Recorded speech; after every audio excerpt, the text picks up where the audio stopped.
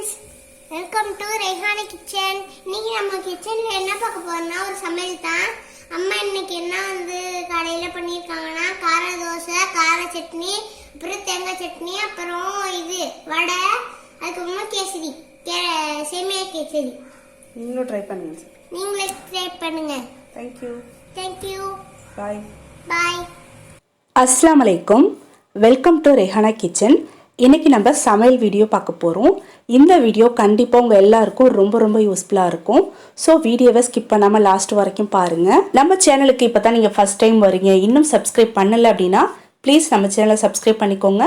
கூட bell icon வரும், அதையும் சேர்த்து ப்ரெஸ் பண்ணிவிடுங்க. நம்மளோட வீடியோஸ்லாம் உங்களுக்கு பிடிச்சிருந்தா லைக் பண்ணிவிட்டு உங்கள் ஃப்ரெண்ட்ஸ் அண்ட் ஃபேமிலி மெம்பர்ஸ்க்கும் ஷேர் பண்ணுங்கள்.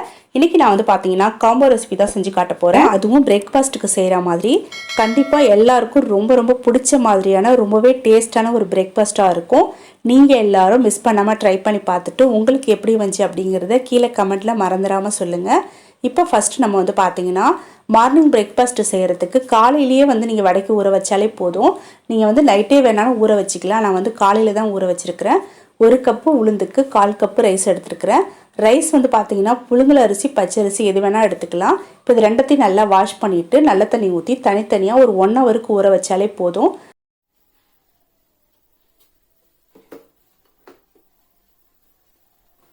இப்போ நான் ஃப்ரிட்ஜில் இருக்கிற தோசை மாவை எடுத்து வெளியில் வச்சுட்டு கார சட்னிக்கு தேவையான எல்லாத்தையுமே இங்கே எடுத்து வச்சுருக்கிறேன். ஒரு 10லேருந்து 15 காஞ்ச மிளகாய் எடுத்து வச்சுருக்கேன். உங்கள் காரத்துக்கு ஏற்ற மாதிரி நீங்கள் கூட குறைய சேர்த்துக்கோங்க. அடுத்ததாக ஒரு 6-7 பல் பூண்டு, ஒரு சின்ன நெல்லிக்காய் அளவுக்கு புளி எடுத்துருக்கிறேன். 3 தக்காளி, 2 வெங்காயம். இது ரெண்டத்தையும் நல்லா வாஷ் பண்ணிவிட்டு கொஞ்சம் பெரிய துண்டாக கட் பண்ணி வச்சுக்கோங்க. இப்போ இது எல்லாத்தையும் நம்ம வதக்கி எடுத்துக்க போகிறோம்.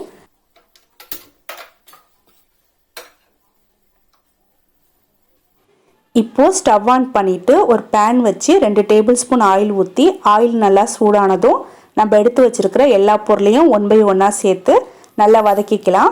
வெங்காயமும் தக்காளியும் ஓரளவுக்கு நல்லா மசிகிற மாதிரி வதக்கி எடுத்துக்கோங்க. இப்போ ஒரு சின்ன பழமொழி சொல்கிறேன். பொதுவாக பார்த்தீங்கன்னா காலையில் ராஜா மாதிரி சாப்பிட்ணும், மற்ற 2 வேளையும் அதை விட கம்மியாக சாப்பிட்ணும் அப்படின்னு சொல்லுவாங்க.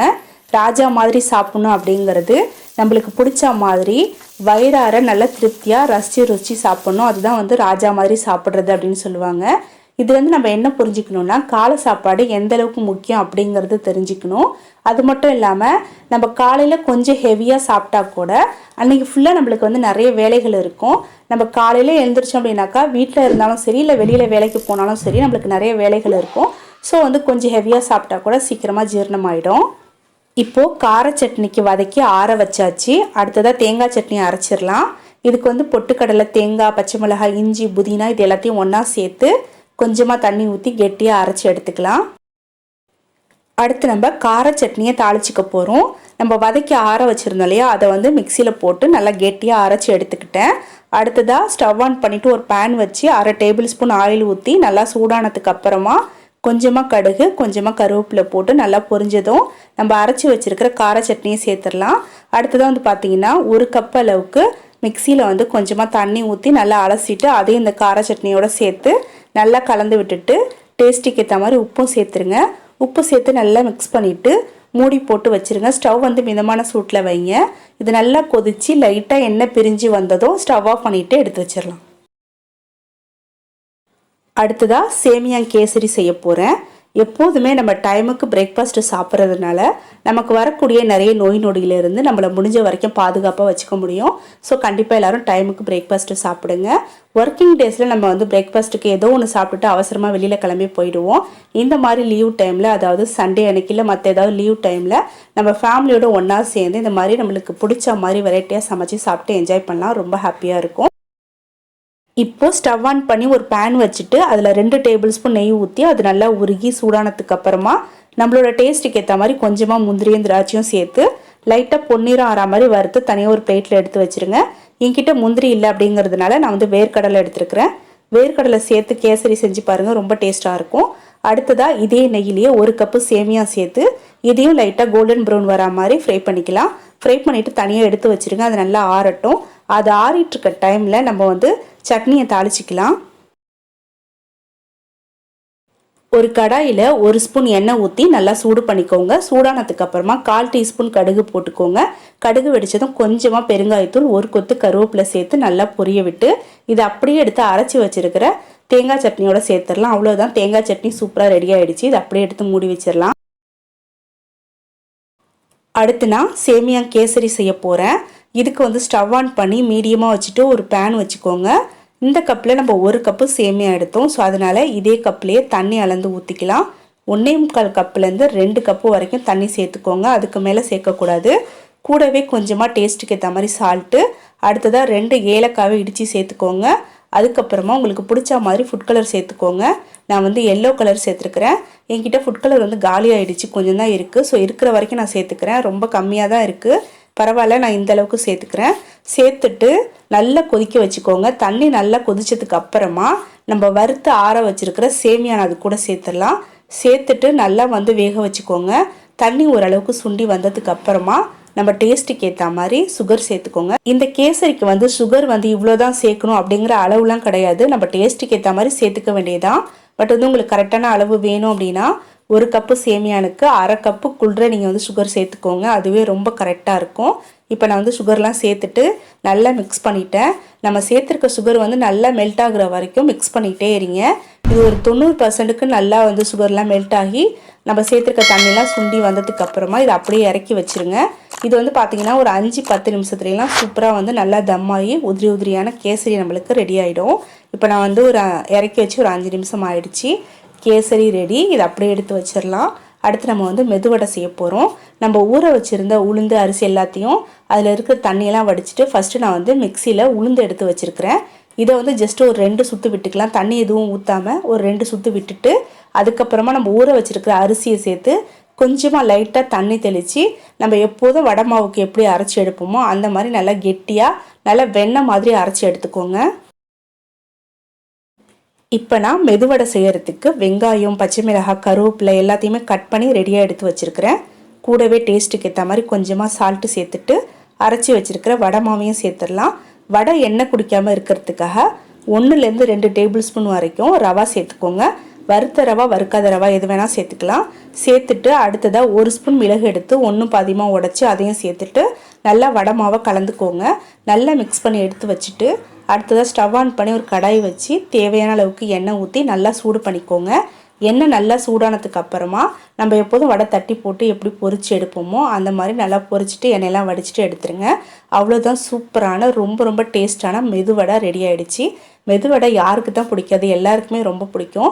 ஸோ அதுவும் தேங்காய் சட்னியோட சாம்பாரோடலாம் தொட்டு சாப்பிட்றதுக்கு செம்ம டேஸ்ட்டாக இருக்கும். கண்டிப்பாக இந்த காம்பினேஷனில் நீங்களும் செஞ்சு பாருங்கள். இப்போ நம்ம வடை மாதிரியும் செஞ்சு எடுத்துக்கலாம். இதே வடை மாவில் நம்ம சின்ன சின்னதாக போண்டா மாதிரி கூட செஞ்சு எடுத்துக்கலாம். நம்ம அவசரமாக செய்கிறோம் அப்படின்னாக்கா வடை தட்டி போடாமல் இந்த மாதிரி சின்ன சின்னதாக போண்டா மாதிரி போட்டு எடுத்துக்கோங்க. உங்களோட சாய்ஸ் தான், உங்களுக்கு எது பிடிச்சிருக்கோ அந்த மாதிரி செஞ்சுக்கலாம். நம்ம டேஸ்ட்டாக சாப்பிடணும், அதே நேரத்தில் ஈஸியாக நம்மளோட சமையலை ரொம்ப குயிக்காக முடிக்கணும். ஸோ அந்த மாதிரி செய்யணும் அப்படின்னாக்கா நீங்கள் இந்த மாதிரி வடை சுடாமல் போண்டாவை கூட சுட்டு எடுத்துக்கலாம். இப்போ வடையும் ரெடி ஆகிடுச்சு. அடுத்ததாக நம்ம ரொம்ப டேஸ்ட்டாக ரொம்பவே சூப்பரான நம்ம சேனல் இது வரைக்கும் நான் அப்லோட் பண்ணாத ஒரு ரெசிபி கார தோசை. இதை எப்படி சேர்த்துன்னு பார்த்தலாம். ரொம்ப ஈஸி, ரொம்ப சிம்பிளாக சீக்கிரமாக செஞ்சிடலாம். நம்ம எப்போதும் மாதிரி தோசை மாவு ரெடி பண்ணி வச்சுக்கணும். ஸ்டவ் ஆன் பண்ணிவிட்டு தோசை தவா வச்சு நல்லா சூடானதுக்கு அப்புறமா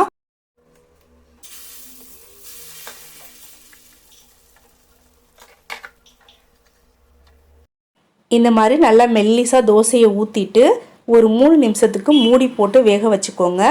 3 நிமிஷத்துக்கு அப்புறமா ஓப்பன் பண்ணிவிட்டு நம்ம ஆல்ரெடி அரைச்சி வச்சுருக்கிற கார சட்னியை கொஞ்சம் கொஞ்சமாக எடுத்து இந்த தோசை மேலே போட்டு நல்லா ஈவனாக இந்த மாதிரி அப்ளை பண்ணிக்கோங்க. இந்த மாதிரி சட்னியை ஃபுல்லாக அப்ளை பண்ணி முடிச்சதுக்கு அப்புறமா இந்த தோசை சுற்றிலும் கொஞ்சமாக நெய்யோ ஆயிலோ ஊற்றிட்டு திரும்பவும் ஒரு 3 நிமிஷத்துக்கு மூடி வச்சுருங்க. மூடி வச்சுட்டு அதுக்கப்புறமா நம்ம தோசையை எடுத்துட வேண்டியதுதான். இந்த தோசையை நம்ம திருப்பி போட தேவையில்லை. நம்ம மூடி போட்டு வைக்கிறதுனால 2 பக்கமும் நல்லாவே வெந்துடும். ஒரு பக்கம் செவந்தாலே போதும், இன்னொரு பக்கம் செவர தேவையில்லை.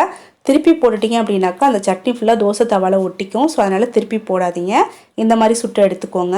இந்த தோசை ரொம்ப சிம்பிளாக ஈஸியாக செஞ்சிடலாம். ஆனால் டேஸ்ட்டு ரொம்ப சூப்பராக இருக்கும். இதுக்கு தொட்டுக்கிறதுக்கு நம்மளுக்கு எதுவுமே தேவைப்படாது. இதை நம்ம சும்மாவே அப்படியே எடுத்து சாப்பிட்றலாம். அவ்வளோ டேஸ்ட்டாக இருக்கும். கண்டிப்பாக எல்லோரும் மிஸ் பண்ணாமல் செஞ்சு பாருங்கள்.